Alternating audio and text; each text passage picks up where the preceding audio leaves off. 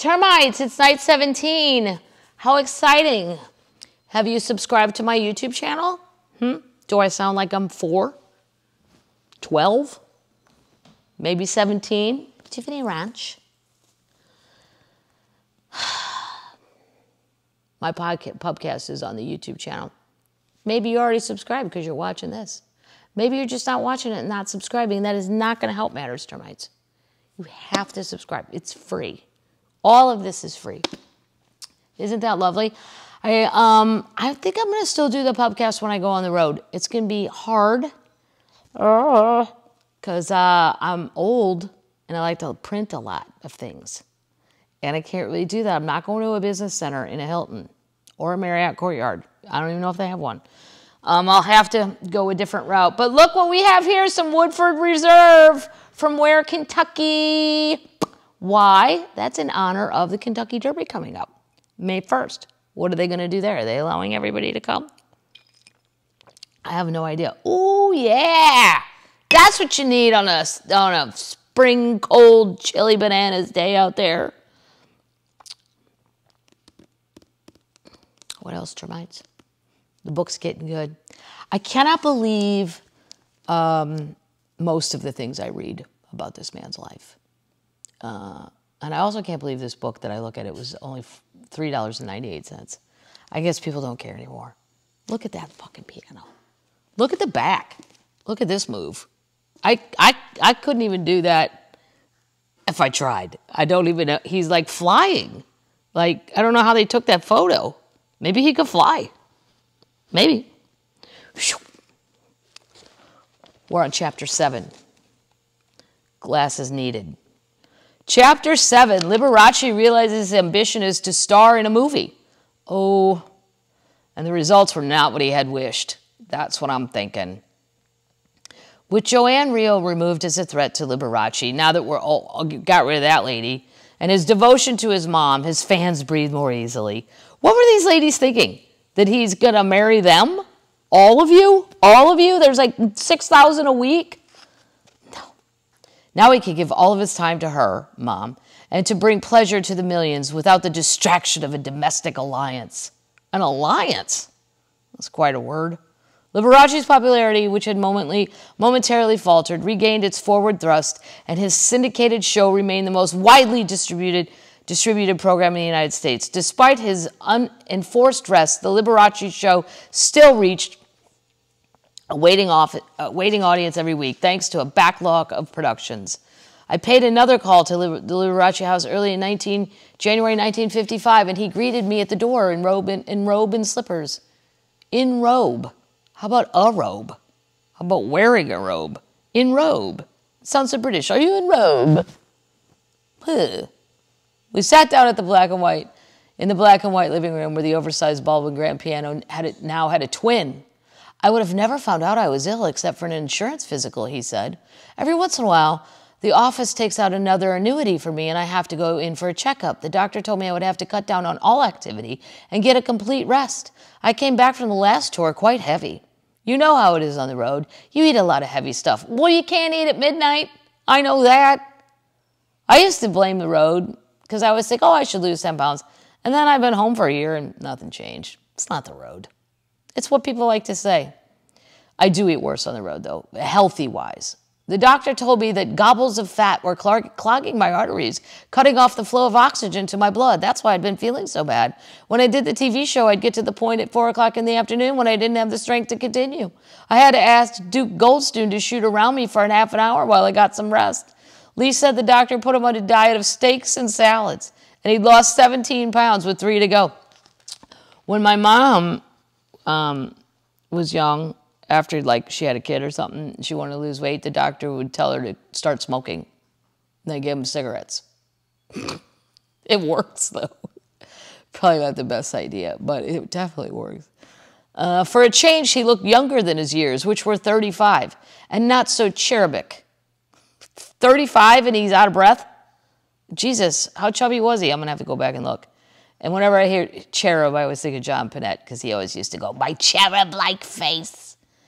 He was still required to rest until February when he would ease back into the TV shows. Meanwhile, he played a piano a half an hour daily with his arranger, made candelabra lamps for friends. Wouldn't he be a good friend to have? Just when you think you're out of candelabra lamps, no, you're not. Lee's going to make you one. He planned a projection room and tried to cope with the bushels of Christmas cards and get well cards. In April, I'm going to open the new Riviera Hotel in Las Vegas. The Riviera, which is where I got a royal flush all by myself at 2 in the morning. What? I think it's gone. I don't know if the Riv's still there. I don't usually go that far down to that end anymore. Do you know what they're paying me? $50,000 a week. Can you believe that? Nobody ever got paid that much in Las Vegas. Liberace related how the deal came about. He was dining with Seymour Heller and his wife, Billy, in a Los Angeles restaurant, and Seymour excused himself to speak to some friends in the next booth.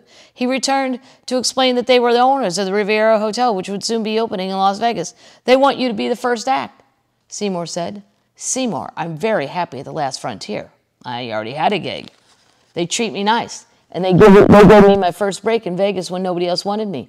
I've been there 25 times, and they've raised my salary to $25,000. I like it there. Yes, but it would be a great honor to open a hotel, Lee. And it's going to be the tallest hotel in Vegas, 9 stories. They're calling it the new high in the sky. Seymour, what could I tell Maxine and all those wonderful people at the Frontier? I've got an idea. Tell the Riviera people I want $50,000. They'll never pay it. Seymour returned to the other table and came back to say, they accept. What? Now what? How are you going to tell your friends that you just screwed them? But not really. You know, if they want to match it, then they should match it. And if they can't afford it, you know, you just outgrew the place. People get a little sensitive about that stuff. Before I left the Liberace house, he showed me some of the Christmas presents from France. A large statue of a naked Mercury, an antique silver candelabra, and an ancient clock. These are from people I don't even know, he said. Isn't it wonderful? Liberace figured he needed something spectacular for his record-breaking salary at the Riviera. The previous highs had been $35,000 a week for who? Judy Garland and Marlene Dietrich. I would have paid to see either one of them. Marlene Dietrich even more because she's even stranger. Very strange. And she had a really deep voice. When he walked on stage opening night, he was wearing a white silk lame tuxedo that he had commissioned from Christian Dior. Holy shit, Joe, what did that cost?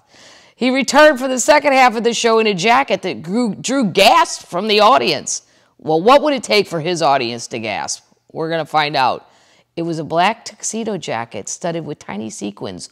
$1,328,000 sequins. Wow. I'm reading that right. 1,328,000 sequins. Most of the reviewers wrote as much about his wardrobe as the performance, confirming Liberace's belief that he had come across something highly exploitable. The next milestone in his career was what he dreamed of, his own movie. I don't think so. It's the reason I just do stand-up. Do what you're good at. You know, you play the piano, you're entertaining, very good at it. Once you start, some people can do it. And they can do everything okay. But if you do something 100% good, then you go do other stuff. I don't know. I'm more of a one-job person, but I guess let's see how it went. A Warner Brothers executive who later denied it managed to persuade studio boss, who later denied he managed to persuade Jack Warner to travel to San Francisco to witness the hottest thing in show business. Warner flew northward, surrounded by his most important aides, including his son-in-law, William Orr, a witness to witness a Liberace performance at the Cavernous Cow Palace.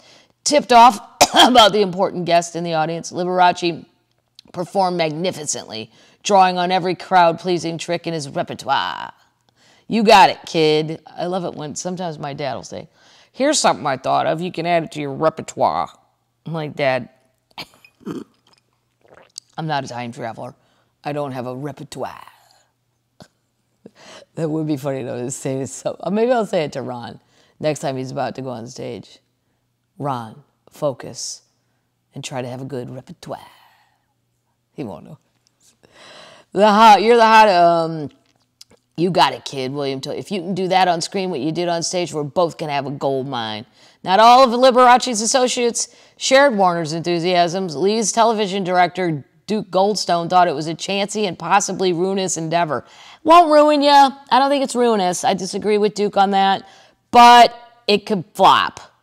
He persuaded Lee to consult with his uncle, Phil Goldstone, an industry sage who had weathered decades of change in Hollywood. You're the hottest personality in the country right now. I've seen others like you, Red Grange and Babe Ruth, who tried to transfer their fame to movies. It didn't work. But they were athletes, Liberace protested. I'm an entertainer. Yeah, but you're more of a live show guy. And TV is not the same as movies. A TV show's like a live show. A movie, I don't know. I'm not seeing a good ending to this. Right, and there's no one better, but you're not an actor. Liberace's magic of believing, we know that, would not allow himself to accept such negativism. See, sometimes you do. Sometimes you need to hear the truth and listen instead of just saying, the whole thing, if I believe it, it can be, it's just bullshit to me. I can't be an astronaut. I can't even do 5th grade science. So I just believe it? Oh, I can do it. No, my brain don't work that way. You just got to accept it. You go, where does my brain work? But one other member of the Liberace team was concerned enough about the venture to consult John Jacobs. I can see that your client will not be dissuaded from making a movie, said Goldstone. Then you should take out some insurance against disaster. How can we do that? Jacobs asked. Go to Jack Warner and tell him Liberace has been working for peanuts on his TV show with a percentage of the profits, but hasn't seen any. Tell him instead of giving him a big piece of the net, you want $300,000 up front against a smaller cut. Jacobs followed his advice. After lengthy negotiations between Jacobs and Warner Brothers lawyers, a contract was concluded for Liberace to star in a movie with options for more. Warner assigned him the most prestigious producer, Henry Blanke, to prepare the project. The German-born Blanke had been in the studio for 20 years, produced such films as The Petrified Forest, The Life of Emily Zola, I don't know any of these, The Maltese Falcon I've heard of, and The Treasure of Sierra Madre. Nope. Warner Brothers, like all studios in the 50s, was in an economic slump and exploring its vaults for old movies that could be refurbished. Oh. Blanke reached back and found The Man Who Played God, a tearjerker that had starred George Arliss in a 1922 silent version and in a 1932 talkie. That's what I always tell my parents when they say they're going to go to the movies. I'm like, make sure it's a talkie. You'll be so sad. My dad actually thought there was a movie, by the way, one time down at the lake. There was, at the time we only had one good movie theater, and they list them all, and then at the bottom it said free cups. It meant to go with like Star Wars or whatever the latest rendition of some sci-fi thing was. He goes, I've read a lot of movie reviews. I've never heard of this free cups. I said, cuz it's not a movie, Dad. That's what you get if you go to that last movie. Huh. Well, you thought there was a movie named Free Cup. Anyway, based on Jules Eckert Goodman play, the story concerned Montgomery Royal, a concert pianist, until his hearing is ruined by an anarchist bomb. This is the plot of the movie they're going to put him in. The beautiful young woman he loves is willing to spend her life with him, but he sacrifices her into the arms of another man. The pianist spends his days studying strangers in the park with binoculars and lip reading, and then does good deeds for those in trouble. What the fuck? Into his life comes another young woman. In the 1932 version, Betty Davis, chosen for the role by Arliss himself, and she and his good deeds contribute to a happy ending. Perfect, thought Blanke. Concert pianist, deafness, good deeds, love interest, happy ending. Just what was needed to please Liberace's greatest fans, middle-aged women. Yeah, it's all about that. You got to keep these ladies happy. And it was hoped they would bring the rest of their families as well. Blanke assigned a studio contract writer, Irving Wallace, to prepare a script. Wallace had been a foreign correspondent and magazine writer before turning to fiction and movie script. He lunched with Liberace at the Piano Pool House. Well, I'd like to see the script, suggested Liberace. What I'd like to see the script, is more emphasis on romance with the two women. I'd like that. The script was written and approved by Warner and Blanke, and production was scheduled to begin in May of 1955. The director was Gordon Douglas, a tough-talking film veteran who'd started with Laurel and Hardy features, Jesus Christ, and had ground out The Devil with Hitler. Pfft, I don't think I've ever seen that, and I don't know how. My parents, my dad, especially, any World War II things. Zombies on Broadway? Nope. Dick Tracy versus Cue Ball? Nope. And First Yank in Tokyo? Nope. At Warner Brothers, he earned a reputation for delivering workman-like movies on budget and on schedules with such stars as Errol Flynn, Alan Ladd, Frank Sinatra, and James Cagney. The blunt director and his new store formed a surprising rapport. Douglas realized that Liberace would require extra rehearsal time because of his newness to acting, but little rehearsal was required for the piano sequences, of which there were many. Despite the modest budget of $1.1 million, the supporting cast was good. Dorothy Malone and Joanne Drew for love interest, plus William Demarest, Alex Nicole, Laurie Nelson. I've never heard any of these people. Okay, we'll stop there. That's a good place to stop, termites, because we're going to see, do you think it works? I truly don't know the answer, but I'm saying no. I don't think it's going to work. I think he was really, really good at one thing, and he should have done that. But that's just thoughts from a lady in a chair. Right? I'm excited. All the fall dates are coming in. I'll be out on the road, termites. We'll all get to see each other again. Whoa. It'll be like I never left. I've had a lovely time during COVID. I mean, not that the world experienced it, but I mean, you got to make the best out of a bad situation. And I've really done a lot to this house. Not a lot, but more than I would have done if I was traveling. Yep. The doors are fixed by the washing machine. Bugged the fuck out of me. Got that sorted out. All right, termites. Are you comfortable? Do you have your summer sheets? Or your spring sheets? Pull your blanket up. Know that you're a good termite. You're a worthy termite. I tried to put on makeup the other day. My eyelashes won't curl anymore. What? They just stick straight out. I didn't even know that was possible. You're a determined termite. You know your shortcomings and you know what you're good at. There's no magic of believing. Don't believe that shit. Just know what you're good at. And don't do anything but that. That's why I don't dance in public. I suck at it. Don't do it. All right, termites. I'm not even drunk, but I feel slap happy. So I'm going to say it. Are you ready? Night, night, termites.